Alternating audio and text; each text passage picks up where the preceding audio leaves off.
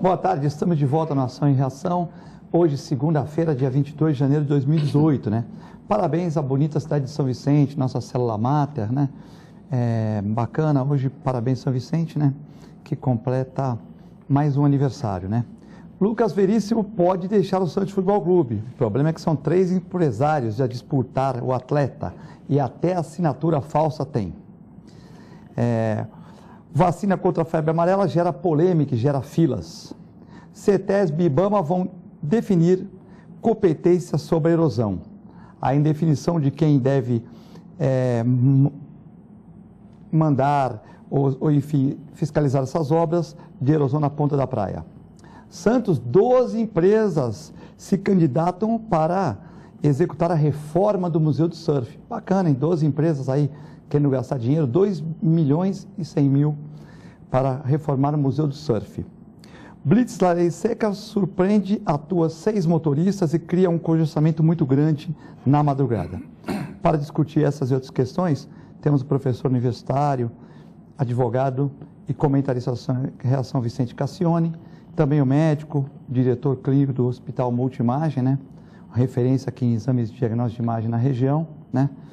Também você pode participar como todos os dias, mandando o WhatsApp por 99711-5545, telefone na tela, né? Ou também fazendo com o Muriel Vilas Boas, nosso 22º vereador sem salário, para o 21 38 4677, 21 38 4677. Lembrando que estamos sendo transmitidos ao vivo para a Baixada Santista pelo canal 11 da NET e também pelo 8 Vivo Fibra.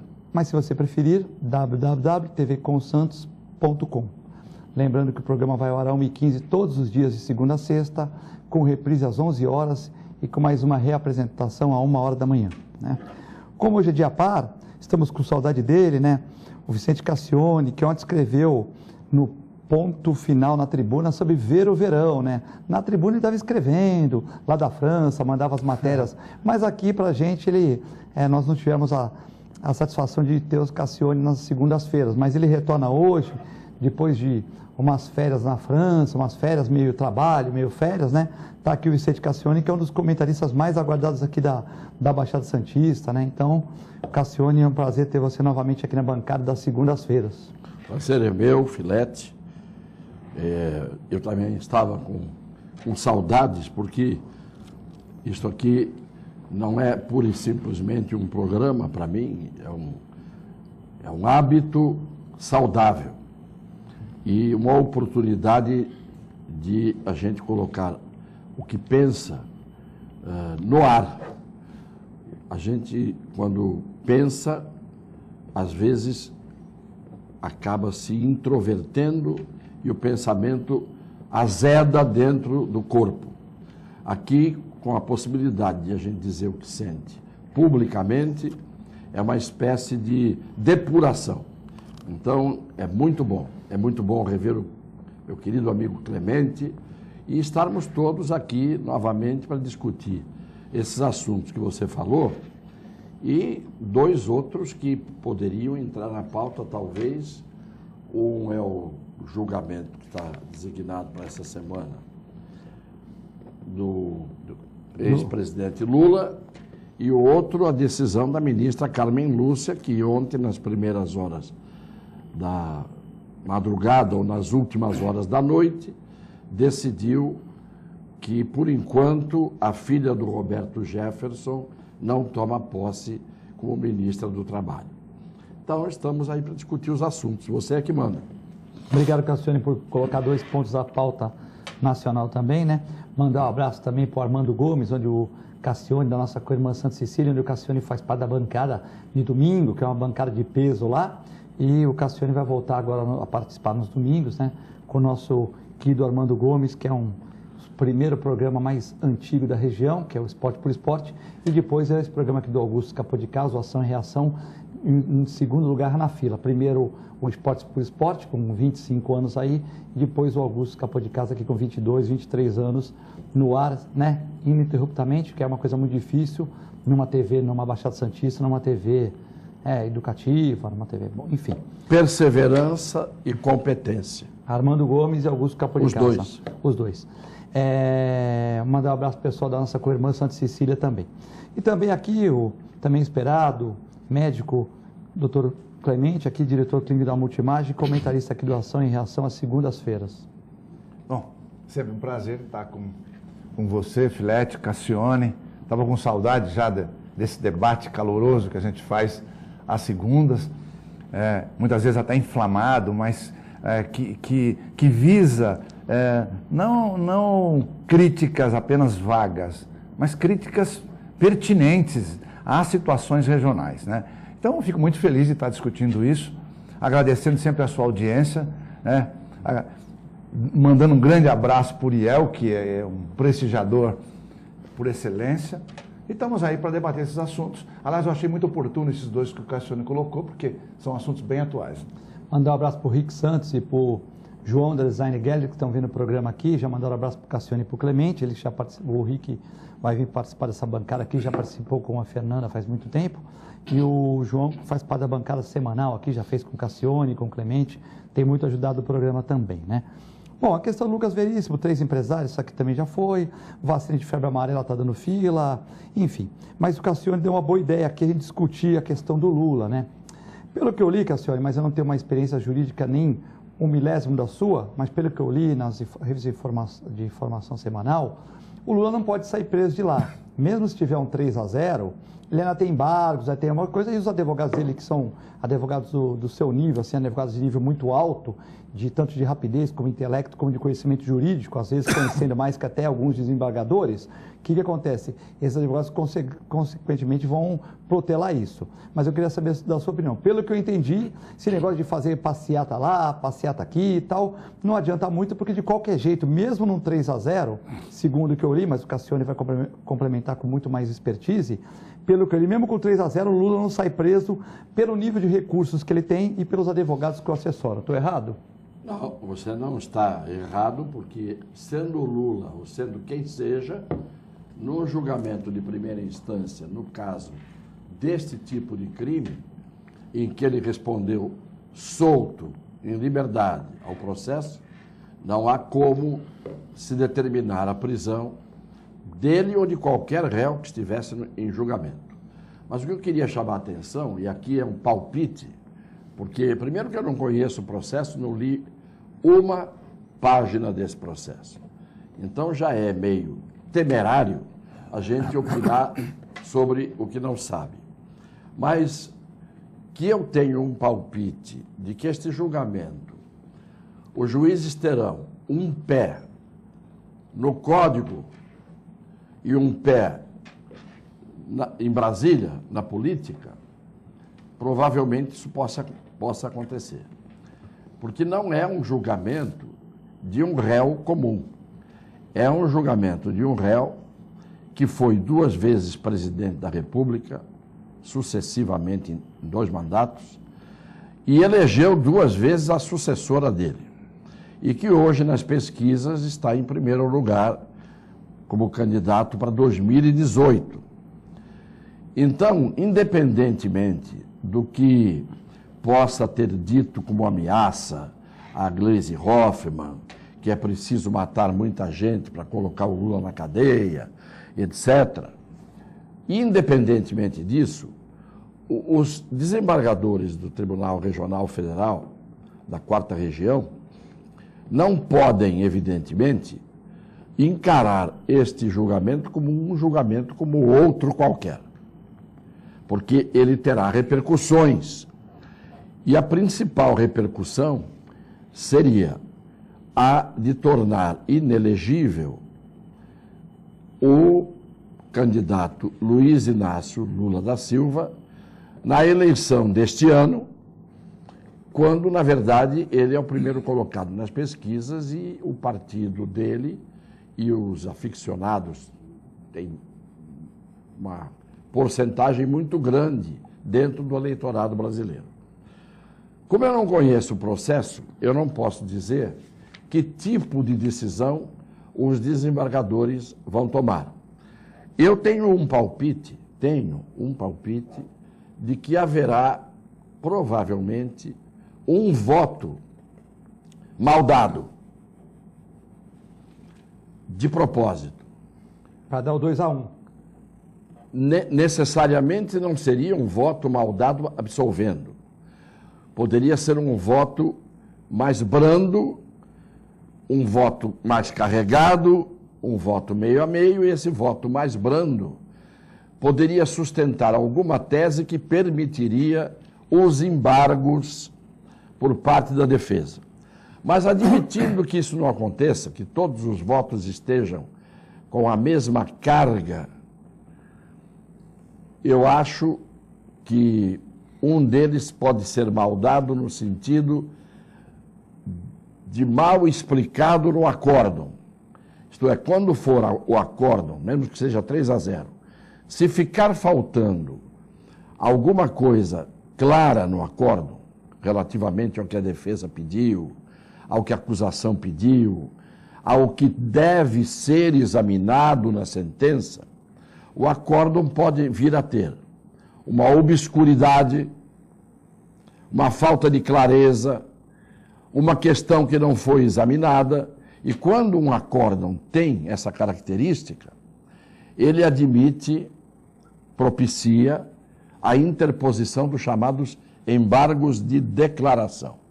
Isto é, traduzindo em miúdos, é o seguinte: olha, os senhores deram uma sentença, que em segunda instância chama-se acórdão, e essa sentença não está clara. Por exemplo, nós alegamos isso na defesa e os senhores não abordaram esse tema. Ou os senhores abordaram um tema de forma contraditória. Aceitaram uma coisa que está em contradição com outra que os senhores também aceitaram. Ou não está claro esse ponto.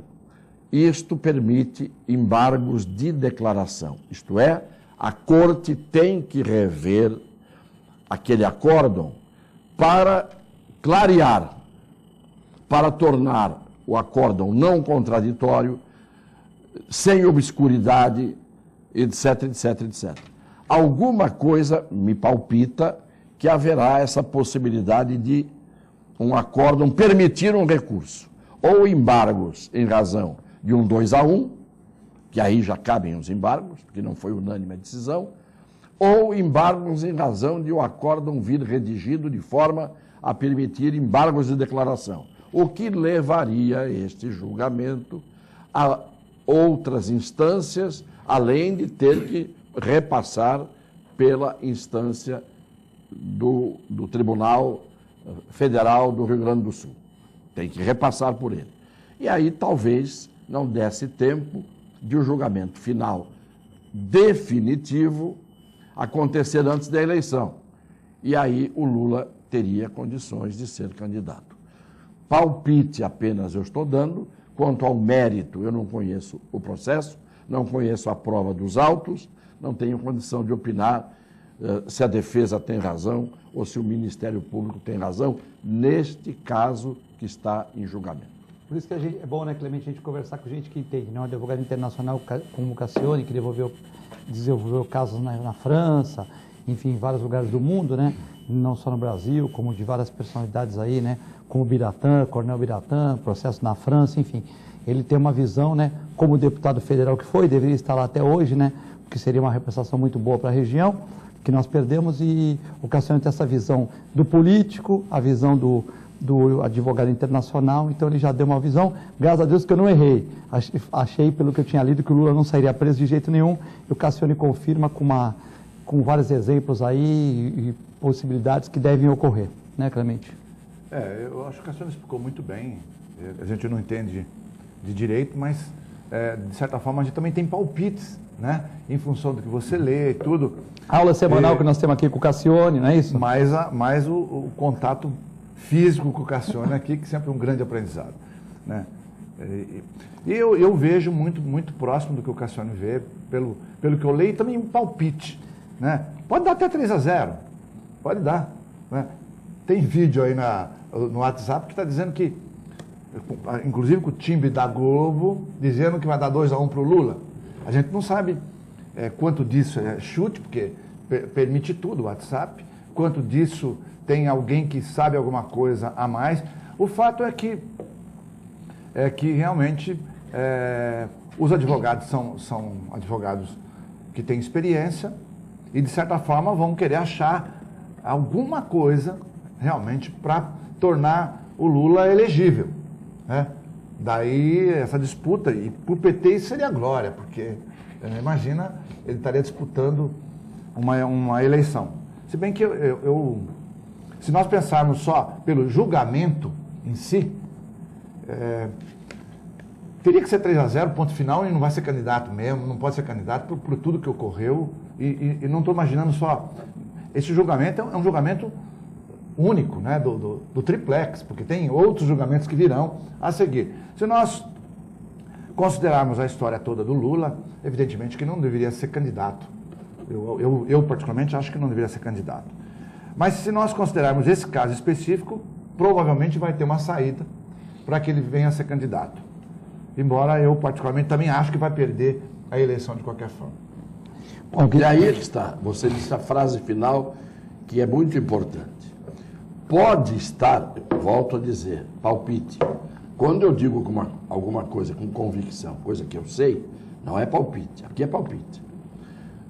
Eu acho que pode acontecer que o tribunal, por razões políticas, não jurídicas, resolva, neste caso, abrandar a situação do Lula.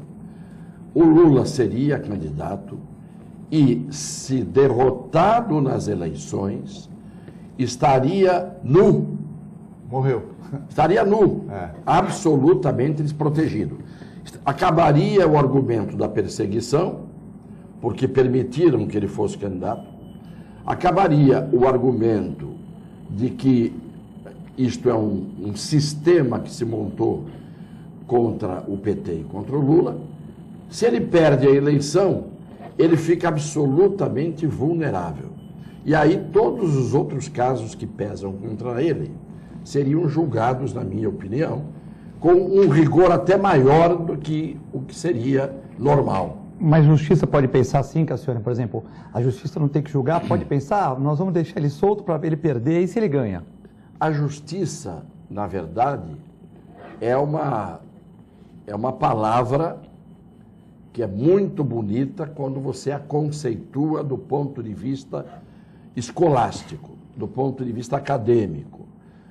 Eu aprendi na faculdade de Direito que o direito é um conjunto de normas jurídicas destinados a garantir a harmonia social. Isso é maravilhoso, isso é lindo. É poético até.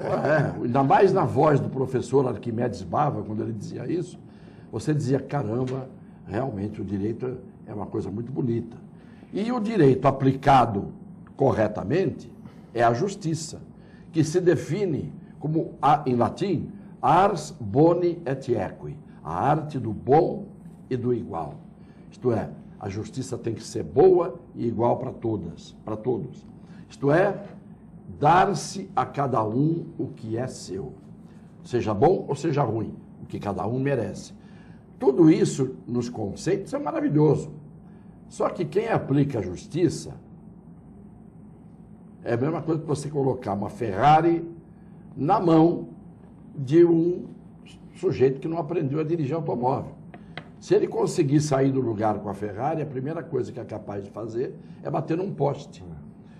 Então a justiça é aplicada por quem? Por nós, seres humanos, que somos todos falíveis, uns mais falíveis do que os outros, alguns são falíveis por boa fé, outros são falíveis por sem vergonhice. Então a justiça tem de tudo. Tem homens de todos os tipos na justiça, desde corruptos, muito mais corruptos do que os corruptos que eles julgam, e você tem isso na primeira instância, na segunda instância, no STJ, no Supremo, você tem em todo lugar gente que poderia estar, ao invés de julgando os outros, estar sendo julgada e sendo condenada. Então a justiça é uma coisa que depende primeiro, às vezes, do interesse político da convicção ideológica do juiz. Depende não apenas disso, mas basicamente do conhecimento que muitos não têm. Porque quando você põe um juiz civilista, meramente civilista, para julgar questões criminais, você já está tendo uma justiça de uma perna só, um saci pererê. Porque nós tivemos uma época em que o Supremo só tinha um jurista que conhecia direito penal e processo penal, que era o Sepúlveda Pertence. O resto tudo veio da casinha do direito civil, que é completamente diferente. Completamente diferente. Então, a posição ideológica, a posição política, a posição doutrinária, porque até isso está acontecendo hoje. Há juízes aplicando doutrinas novas que nascem na Alemanha, que nascem em Portugal, que nascem na Inglaterra e que passam por cima da doutrina cimentada e concretada que nós tínhamos aqui. Dou um exemplo rápido. Não é? Lembram quando o José Dirceu foi julgado, que vieram com a doutrina alemã do domínio do fato? O sujeito pode não ter feito e não ter intenção de fazer, mas ele tinha o domínio do fato e, por ter o domínio do fato, tinha a obrigação de saber que o subordinado dele estava fazendo. Você foge completamente à doutrina tradicional de que a culpa é absolutamente intencional e individualizada. Foge completamente. Eu deveria ter visto o que o meu funcionário fez. Não, eu deveria ter visto na cabeça do juiz, mas eu não vi. Então, até doutrinas novas estão sendo importadas, principalmente por esses mestrandos que andam por aí, que está cheio de gente que vai para o mestrado, aprende toda aquela teoria, né? E na hora de aplicar o direito com os pés no chão, o sujeito está voando na estratosfera com aquelas teorias mirabolantes. Então, eu não sei, sinceramente... Se vai ser feita uma justiça ou se vai ser uma justiça... Ou se vai ser uma... Justiça política. É gozado isso aí, porque eu acho que a explicação foi... Essa última explicação foi fantástica. Mas lá fora do país, ela talvez até valha esse tipo de coisa. Porque ela funciona realmente, né? Ela funciona. Em geral, isso é muito para político e tal. E o americano, eu li até um artigo esses dias, ele critica muito a justiça brasileira, porque a decisão americana, ela é técnica mesmo, é basicamente técnica. Isso não quer dizer que não tenha problemas, mas ela é basicamente técnica. Ou seja, se você pegar o mesmo assunto, em diversos locais onde a lei é válida, a decisão vai ser praticamente a mesma decisão. Que é o chamado caso precedente. Caso precedente. Eles têm um caso que foi julgado assim, a partir desse precedente, os outros casos são julgados da mesma maneira, com o mesmo enfoque, com a mesma visão. Até que um dia a Suprema Corte, que muda, evidentemente, de componentes, tenha uma visão diferente e crie uma revogação daquelas formas de julgar iguais sobre aquele fato. E aí é a súmula, né? Vinculante, essa é a súmula. De certa maneira seria a tal súmula vinculante. Só que lá eles não têm a lei rígida tipificando a conduta. Nos Estados Unidos você tem casos, inclusive, em que o sujeito paga uma indenização, como o Michael Jackson fez, deu 4 milhões de dólares na mão das, entre aspas, vítimas, e o processo foi encerrado. E quando a vítima foi maior, ela falou que era mentira, né? Então. Uma das vítimas falou que era mentira, que o Michael Jackson levou lá para a Disneylândia dele lá, mas não teve nada com ele e tal, tratava bem as crianças e tal, mas o Michael Jackson é como o Mike Tyson, né? O Mike Tyson levou uma garota de programa, entre aspas, para um motel, e a garota falou que ele forçou a ter coisa com ela. Mas o que ela estava fazendo no quarto do motel? Sem ser machista e sem ser feminista, mas é esquisito também, né? Essa história que a gente hoje tem medo de ser chamado de machista, eu não tenho medo nenhum, porque esse pessoal que fica irritando a gente todo dia com essa conversa de machismo, Eles, na verdade, eles é que são os radicais e eles é que são os preconceituosos. A verdade é a seguinte, o raciocínio lógico, minha gente, diz o seguinte: quando uma mulher entra a 1h da manhã no quarto do hotel do Mike Tyson, provavelmente ela não foi ler os salmos para ele. E como ele não estava morrendo, não foi fazer extremunção também, né? Tá certo? Agora, não é um raciocínio lógico? Claro que é um raciocínio lógico. É provável que ela tenha ido lá para convertê-lo, para ler os salmos e para orar, como uma obreira. Oremos. Mas o raciocínio que a gente tem de que a 1h da manhã não é o melhor, um quarto de hotel do Mike Tyson não é o melhor templo para esse tipo de conversão, tá certo ou não? O raciocínio é lógico. Então, que machismo, coisa nenhuma. Vamos começar a pensar certo, sem ter medo desses que querem que a gente seja politicamente correto.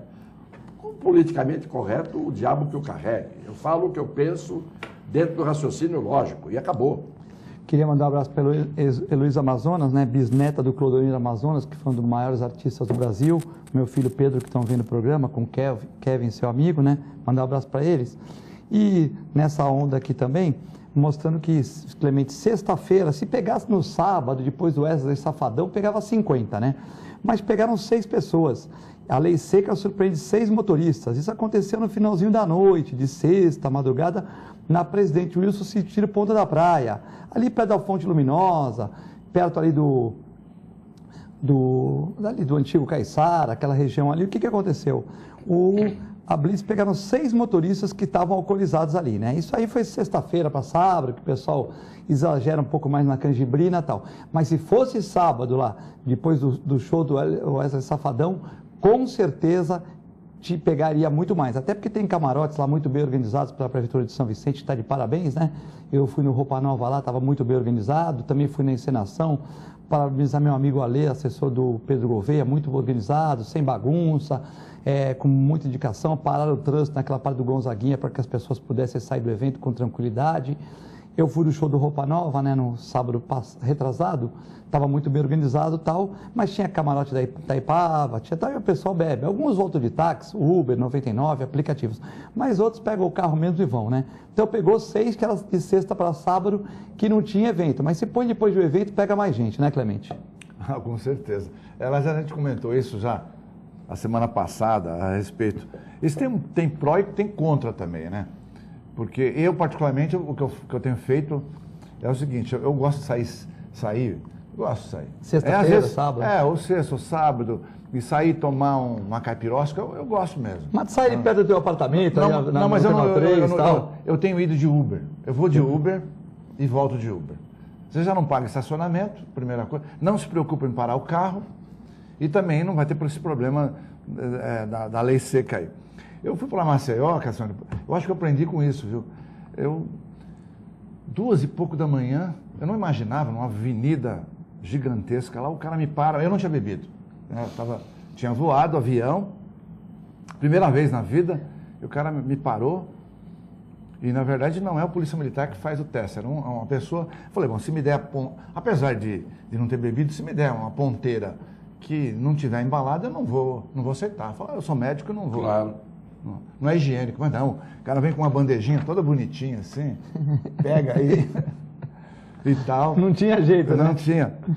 Aí soprei, claro, não tinha bebido, não tinha problema nenhum. Eu já soprei também, aqui na divisa. O cara me parou, soprou, eu falei, pô, que legal, nunca soprei, bumba. Aí o cara deu risada, falou, o que tá fazendo? Eu não bebo, pô. Mas assim, eu gostava que a polícia militar não acreditou, ela falou pro cara, deixa eu ver. Puxou, na verdade, então tudo bem, me liberaram, mas eu falei, o negócio é o seguinte, a coisa é complicada mesmo, né? Mas isso espanta, se por um lado é bom, por outro lado espanta o turismo. Mas se for em todo lugar, né, Clemente? Mas também... se for em todo lugar, tudo bem, mas... Já pensou o cara que entrou no Rio de Janeiro, que teve epilepsia lá, que parece até que trabalha na Globo, ele disse que teve epilepsia, mas a carteira dele não é especial. Então, aquele jeitinho brasileiro, né? Pô, matou um monte de gente, matou criança. Você não sabe se ele estava alcoolizado, mas parece que ele fez uma fome que não estava, mas no né? esquema atual, você tomar uma cervejinha, você já te pegou. Né? Eu acho que o Cassiano até já comentou isso uma vez aqui. também não pode ser tão radical. Ele pode até comentar melhor que eu, mas na França tem um índice lá que você pode, eu não sei se dá uma cerveja ou 2 cervejas, mas alguma coisa nesse sentido. Não pode ser um radicalismo assim, como está sendo, embora ninguém vai me pegar não, porque realmente eu estou precavido, pego o meu Uber se eu vou beber. Clemente tem até medo de fazer um gargarejo com o Cepacol, uma coisa dessa assim, e dá um problema, né? Toma o Listerine, passa o Listerine e sopra lá. Soprou lá, o negócio apitou. Cassione, essa questão antes do intervalo, essa questão aí da Blitz sexta-feira, né? Sexta-feira pegaram 6 pessoas, 6 motoristas alcoolizados, e aí aquela coisa toda, perde carta, paga a multa de R$ 2.900.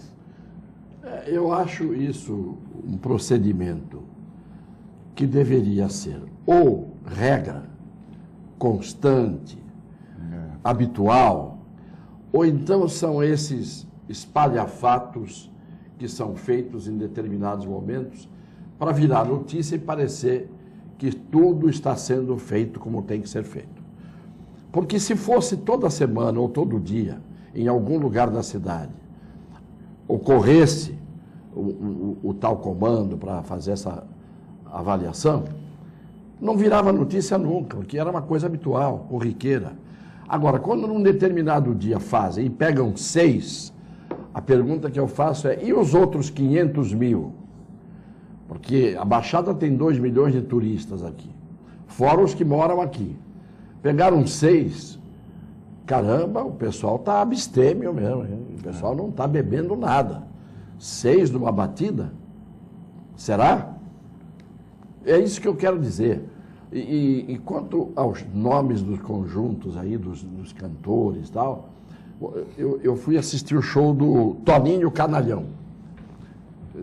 Está vindo também agora, porque tem o Wesley Safadão, tem o Toninho Canalhão. Mas a mulherada, e o Roupa Nova, a mulherada gosta do Wesley Safadão, claro, né? que gosta. Quanto mais Safadão, algumas pessoas têm preferência. Sim. Mas se falasse... São até praticantes Se você fosse disso. jovem e falasse assim, Cassione Safadão, a mulherada ia falar mal. Mas como é o Wesley, é famoso lá no Brasil todo, né? Não, eu não quero ser chamado de Cassione Santarrão. Entendeu? Que aí elas fogem também, viu, Cassione? Não, porque o Santarrão, o cara que é santo, entendeu? Cuidado que na Lava Jato tem até santo, hein, o Cassione? O São Luís de Gonzaga falou que o santo mais santo que existia, eu aprendi isso no colégio marista, ensinava essas coisas para a gente, dizia que o santo mais santo peca 7 vezes ao dia. O santo mais santo.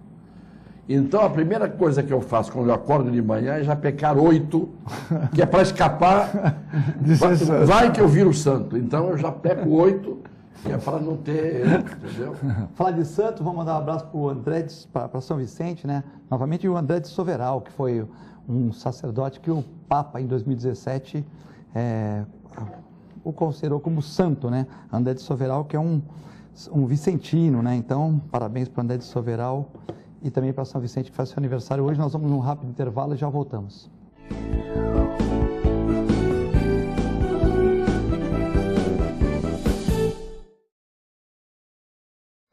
Você já conhece o plano que tem mais carinho por você. É o mesmo do maior hospital da região e que traz novidades. Além dos planos que já existem, agora você pode ter um plano só sênior.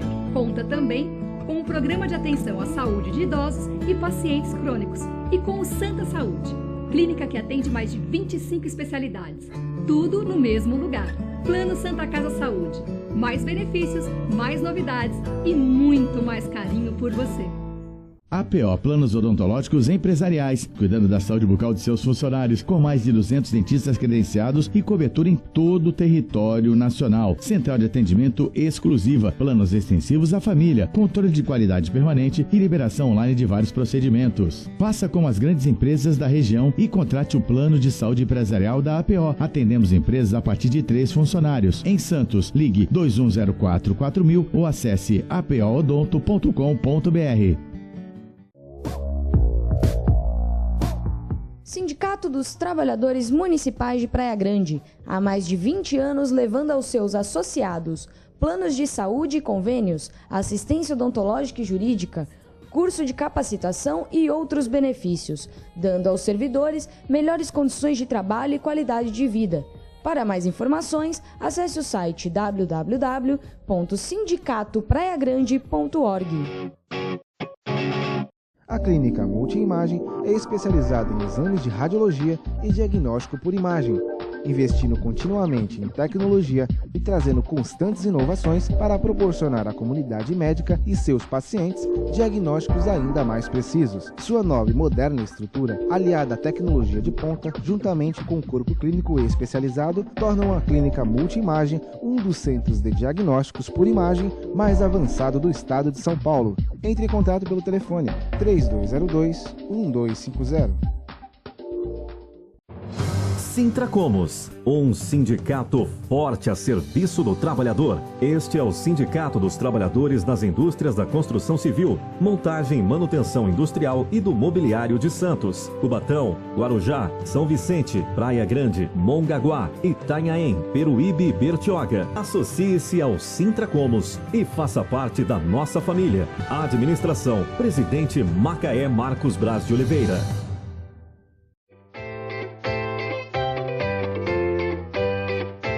Ganhar uma bolsa de estudos da USA International? Fazer inglês sem pagar nada por um ano?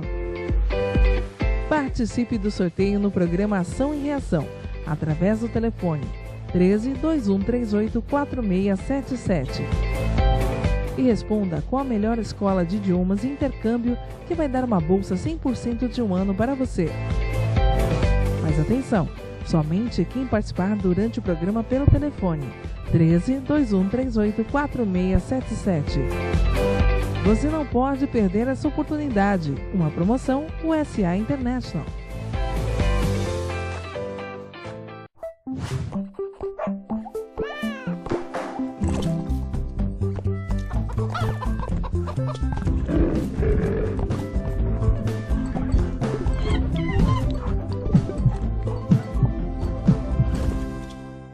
Olá pessoal, hoje vou falar para vocês que gostam de animais, que querem se inserir no mercado pet. Curso de auxiliar de veterinária da Clínica Filete. Aulas noturnas, terças e quintas, das 20 às 21h30. Salas climatizadas, totalmente apostilado. Maiores informações pelo telefone 3227-5770 ou pelo e-mail filete, com 2 t's, @filetenovamente.com.br.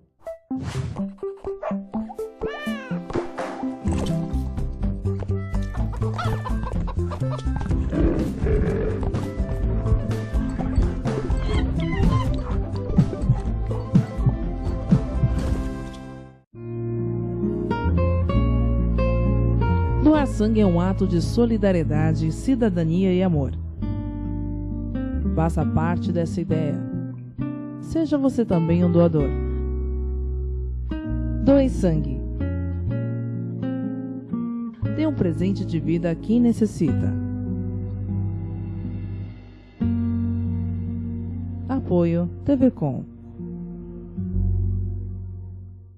A melhor programação RVD.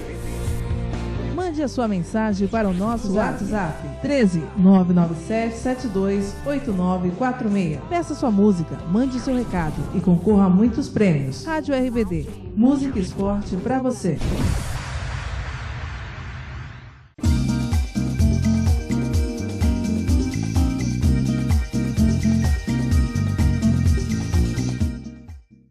APO Planos Odontológicos Empresariais, cuidando da saúde bucal de seus funcionários, com mais de 200 dentistas credenciados e cobertura em todo o território nacional. Central de atendimento exclusiva, planos extensivos à família, controle de qualidade permanente e liberação online de vários procedimentos. Faça como as grandes empresas da região e contrate o plano de saúde empresarial da APO. Atendemos empresas a partir de 3 funcionários. Em Santos, ligue 2104-4000 ou acesse apoodonto.com.br.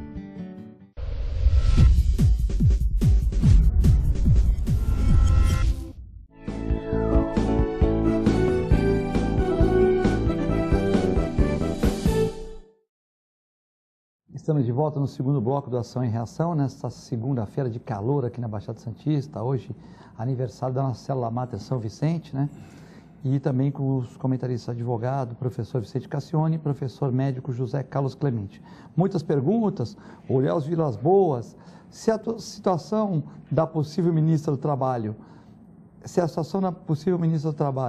não está desgastando ainda mais o conceito dos partidos políticos? O Léo Vilas Boas pergunta, Clemente, se a situação da ministra, hoje a Carmen Lúcia não deixou a ministra tomar posse, ela ia tomar posse às 9 horas da manhã. A Cristiane Brasil, PTB, filha do Roberto Jefferson, legendário Roberto Jefferson, e de madrugada, como o Cassione falou, a nossa ministra Carmen Lúcia falou que ela não ia tomar posse. Fizeram a posse dela às 9 horas da manhã para ninguém reclamar, né? O Cassione vai falar melhor, porque ele na verdade, é um jurista fantástico, mas eu diria o seguinte, ela deu, para mim, leigo, ela deu, na verdade, uma sentença vaselina. Aquela sentença que não diz grande coisa, porque ela não disse que não pode nem que pode. Ela falou sobre a competência de, ou seja, vamos ver quem tem competência para decidir se ela pode ou não tomar posse. Quer dizer, eu acho um absurdo, porque se ela está no Supremo, ela já devia decidir. Se a competência não é dela, então falar, a competência não é do Supremo, é de tal e ponto. Ou se é do Supremo, já decide de uma vez, mesmo que como liminar, decide já falar, não pode tomar posse ou pode tomar posse e tal. Ela disse que, ela fez o comentário que eu li, pelo menos, está dizendo que realmente tem que ser estudado melhor, o primeiro grau, a sentença de primeiro grau, de segundo grau, e que o que vale é a competência, que ela não teria como dizer quem tem competência nesse momento. Né? Basicamente isso.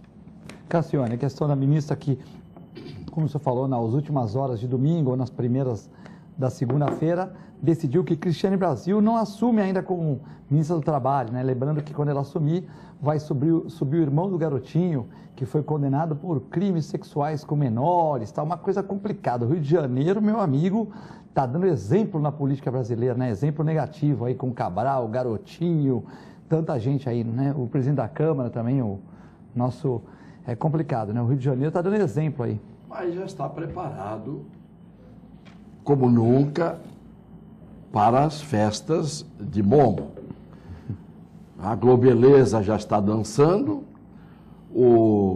os flashes da Globo já mostram as pessoas dançando na rua, começou já ontem, todo mundo, e não foi só no Rio de Janeiro, não, em São Paulo, em Olinda, em todo lugar, o pessoal já está sambando no pé, com um sorriso de canto a canto do rosto, mostrando que o brasileiro é o povo mais feliz do mundo. E mesmo com a violência, Cassione, toda, aumentou muito o número de estrangeiros que vão ao Rio de Janeiro. Claro. Passou de 42% dos ingressos vendidos para quase 60%. O número de franceses, italianos, alemães, isso mesmo, uruguaios que vêm para o Brasil para ver o carnaval da Globeleza. Então, você tendo sangue, suor e cerveja, porque o Churchill falava sangue, suor e lágrimas.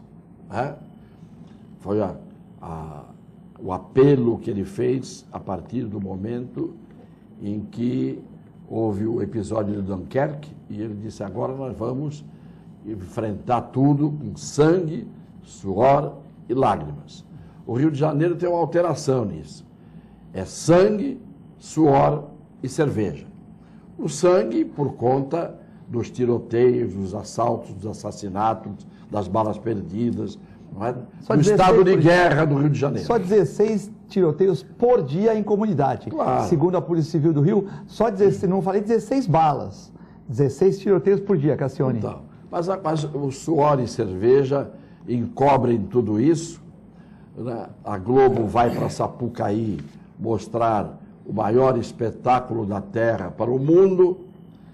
E não tenha dúvida que se alguma coisa podia acontecer no Carnaval, no sentido de que não teremos Carnaval. Não é hora de ter Carnaval num país como o nosso, num ano de eleição, no ano em que as tragédias estão acontecendo, no ano em que a febre amarela volta, e daqui a pouco é a malária, é a febre amarela, são as doenças todas que foram erradicadas lá atrás, no começo do século. Eu tenho dito isso, estou até cansando as pessoas, tem que ressuscitar o Oswaldo Cruz, o Emílio Ribas, Saturnino de Brito. Tem que ressuscitar essas pessoas, porque voltou o Brasil a ser o Brasil sem condição sanitária, sem higiene e etc., dos tempos em que as pessoas vinham, por exemplo, para Santos, mandadas para cá para morrer. Porque aqui era um mangue abafado, úmido. Então você pegava leproso, você pegava tuberculoso, etc. E eles vinham para cá para morrer mais depressa. Até que sanearam esta região. Então o Brasil é o país, eu escrevi isso na crônica de ontem, não é? Verão, né? Moro num país tropical, abençoado por Deus e bonito por natureza. Mas que beleza! Mas que beleza! Hoje tem carnaval, tem um Fusca e o violão. A estrofe está perfeita do Jorge Benjó. Só falta dizer e revogar o abençoado por Deus. Moro num país tropical e o bonito por natureza pode até ficar, pode ficar o Fusca, pode ficar o violão. Agora, o abençoado por Deus, não, porque Deus já desistiu do Brasil. Também Deus cansa. Deus não é de ferro, né? Deus também cansa. Mandar um abraço para a Cleusa Monteiro, que está vendo o programa também, para o Edson do Marapé, e também aqui o Gerson. Parabéns, Filete, pela condução da melhor bancada da Baixada Santista. Você também está atuando bem, obrigado, né? Para segurar essas duas feras aqui, tem que atuar bem. A Regina, a Gleice Hoffmann, Clemente, não deveria ser punida, até acho ela inteligente, mas criar uma revolução no país? Ela chutou, né? A Gleice Hoffmann chutou. Mas como senadora, falar que vai ter sangue, essa coisa toda, assim, quer dizer, não pode se perder na justiça, tem que sempre ganhar? Eles são donos do país? Também não são, né? Não, mas assim, tem uma outra história dela aí que ela publicou um negócio que não tinha acontecido, na verdade. Né? E ela colocou lá no blog dela e tal, e depois quando ela viu, ela foi apagar, quer dizer... agora, ela é toda atabalhoada, aliás, não só ela, no PT, porque tinha um monte ali que era desse tipo, mas eu não sei qual o lance dela, porque ela defende o Lula independentemente de qualquer coisa, independente de qualquer razão, e eu acho que ela teria que ser punida, sim, mas como o Cassiano falou aqui, você tem trocentos recursos, sempre se acha uma ponta ali para se fazer um recurso, e vai prorrogando. O marido dela foi a mesma coisa, né? Continua... Tudo passa como está passa, ninguém mais fala mais nada. Fala, quem que fala mais do ministro do Planejamento? Não fala mais nada, ninguém vai falar nada. Então, vai continuar assim, pronto. Como a filha do Jefferson, né? Cristiane Brasil. Por que ela seria ministra do Trabalho? Porque ela tem tradição na área, conhecimento? Não, o PTB, quem manda no PTB até hoje é o senhor Roberto Jefferson. E aqui em São Paulo é o... Não, quem manda é o Roberto Jefferson. Que é pai dela, né? E o Campos Machado, que parece mandar aqui em São Paulo, eu era deputado quando houve uma reunião do PTB em Brasília, da Executiva Nacional, e o Roberto Jefferson ia expulsar o Campos Machado do PTB. Portanto, o PTB em São Paulo tem como cacique o Campos Machado, enquanto pajé Roberto Jefferson deixar que ele seja. Que quem manda é ele. E o Roberto Jefferson é um dos maiores caras de pau da política brasileira em todos os tempos. Ele não apenas exigiu que o Temer pague a dívida de o PTB ter sido o primeiro partido que aderiu à reforma da Previdência, como exigiu que a moeda para ser paga seja a filha dele, a própria filha. Então, ele é um despudorado. O Roberto Jefferson, eu estou à vontade para falar, porque eu fui do partido, ganhei o cargo de líder numa disputa com ele uma vez, E ele, quando depois foi líder, mandou tirar a minha fotografia da parede, onde estava a galeria dos líderes. Aí depois mandaram colocar, quando ele deixou de ser líder e deu aquela sujeira toda do mensalão, e mandaram colocar o retrato e eu mandei tirar e o retrato não está lá. Está um buraco, um vazio na parede, que não me honra ter o retrato na parede daquela sala em que o Roberto Jefferson comandou coisas escabrosas da política brasileira e virou herói. Acabou virando herói, quer dizer, foi um camarada que criou a história do mensalão em primeiro lugar, como represália por ter saído na capa da Isto É, o cupincha dele que estava roubando nos Correios. Aí ele soube que foi o Zé Dirceu que fez isso para acertar o Roberto Jefferson, e o Roberto Jefferson, para se vingar do Zé Dirceu, veio com a história do mensalão, e assim, tudo em nome da pátria, tudo em nome do Brasil, tudo em nome da moral e dos bons costumes. Para cima de mim, meu Deus do céu. Complicado. Lula, Ciro Gomes, Bolsonaro, Álvaro Dias, Geraldo Alckmin, talvez Marina Silva. E agora, é brincadeira, eu estou vendo essa notícia aqui, mas acho que é verdade. O presidente Collor, ex-presidente Collor, senador das Lamborghini, das Ferraris e tal. O senador Collor, né, aquele mesmo, tal, quer se candidatar de novo a presidente. Seria a banana comendo macaco, Clemente? Não, tem loucura. Luciano Huck saiu do paro, entrou o Collor, né? Na verdade... Não, e falta um monte aí, né? Porque tem o Levi Fidelix ainda, que vai querer ser candidato. Mas aí é aqueles candidatos da musiquinha, né, tal. Vão ter outros. Sim, mas eu estou falando que os que têm chance, né? O Ciro Gomes está se preparando, o Bolsonaro tem apelo popular, Álvaro Dias também é um sujeito que não tem nada contra ele, o Alckmin, governador de São Paulo, a Marina Silva meio em cima do muro, mas se o Lula não puder ir, ela vai no encaixe, né? Enfim. Né? Eu acho que se o Lula for candidato, ele vai para o segundo turno. Eu não tenho a menor dúvida que ele vai para o segundo turno. Porque o povo analisa, eu tive vendo o povo analisa também, né? A gente conversando com pessoas mais humildes, do norte, do nordeste, o povo fala, no tempo do Lula estava melhor. Logicamente que ele não vai ver, por exemplo, se houve progresso, se não houve progresso, se houve dinheiro do Estado, se teve problema na Petrobras, nas siderúrgicas, ele não vai analisar isso, ele fala, no meu tempo era melhor. Cai no colo de quem... É como o prefeito vai muito bem, deixa o outro prefeito sem dinheiro, o seu sucessor. Aí o sucessor se vira, mas fala, poxa, no tempo do Filete era bom, mas no Clemente, que é o sucessor do meu partido, ficou uma porcaria, porque não tem dinheiro. É a mesma coisa, o povo analisa a época. Então o Lula tem esse apelo popular muito grande, porque algumas conquistas sociais existiram, né? Mas eu não acredito que seja só pela conquista social. Naquela época o mundo todo estava crescendo e podia pôr qualquer um poste lá que ia crescer também. Ele elegeu um poste, né? Dilma poste, né? Agora, o negócio do Bolsa Família, isso pega mesmo, é impressionante. Eu peguei eu tinha ido para Maceió, peguei um motorista de táxi, Cassiano, e aí o cara... Eu não consigo ficar parado sem conversar. Puxei um papo com o cara, aí ele está falando do Bolsa Família.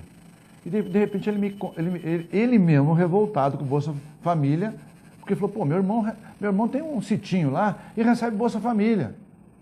Isso é um absurdo. Falou, mas ele acaba gostando do Lula. Quer dizer, ou seja, isso de graça, o cara me contou assim, de graça. Ou seja, o próprio irmão revoltado com o outro irmão, porque recebe o Bolsa Família, mas o cara está contente porque acrescenta algum dinheirinho no negócio dele, e muitas vezes ele nem precisa, mas é distribuído. Então eu acho que no Norte e no Nordeste, esse grande número de pessoas, não foi só no Lula não, para Dilma também foi assim. Então... Mas o Lula podia eleger até um poste naquela época. Podia, e o Eduardo Campos fez na época que ele era vivo, tinha um açude que eles iam fazer lá, e queriam contratar 700 pessoas, pagar meio salário mínimo, não conseguiu ninguém, porque se o cara fosse contratado, ele não receberia o Bolsa Família. Então você vê a visão do brasileiro, que é totalmente diferente de um europeu ou de um americano, enfim. Mas você vê que interessante, o Bolsa Família, todo mundo ataca o Bolsa Família, todo mundo, os adversários do Lula, dizendo, isso é uma vergonha, dá um dinheiro, dá uma esmola para todo mundo, e com isso ganhou popularidade, teve voto. Mas quem é que foi o primeiro a atacar o Bolsa Família? Fernando Henrique Cardoso. Fernando Henrique Cardoso. Que a mulher Só que depois o que ele dizia? Quem criou o Bolsa Família fui eu. Então o sujeito fica numa situação que é a seguinte: o Bolsa Família não presta, que é o Lula que estava fazendo. Mas quando ele viu que deu certo e que o Lula estava subindo com isso, falou, não, quem criou fui eu. Isto é, não presta, mas quem criou fui eu, porque agora me interessa dizer que fui eu que criei. Você entendeu até onde vai a desonestidade moral dos políticos brasileiros que não têm moral? Tem muitos que têm, não tenha dúvida. Eu conheci muita gente honesta, limpa e pobre na política. Conheci. Só que não são os que mandam. Não são os que mandam. Você pega o Temer agora, ele tinha que dizer assim para o Roberto Jefferson, eu vou nomear uma ministra do PTB, mas me traz, um ministro do PTB, do Trabalho, mas me traz um sujeito que seja de nível, de qualidade. Eu quero compor o meu governo com o melhor time que eu puder escalar. Não. Atende o Roberto Jefferson, que ele é desbocado, ele é perigoso, ele é chantagista, ele ameaça. Então vamos ficar bem com ele e com o partido dele. Põe a filhinha dele lá, a filhoca dele lá. Me deixa em paz. Você entendeu como é que funciona? As pessoas, para não perderem a boquinha, fazem qualquer negócio. É o jogo da prostituta.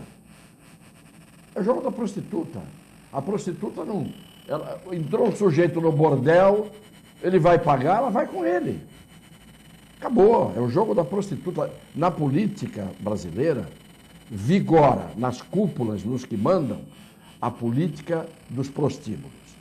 Entendeu? É esse o problema.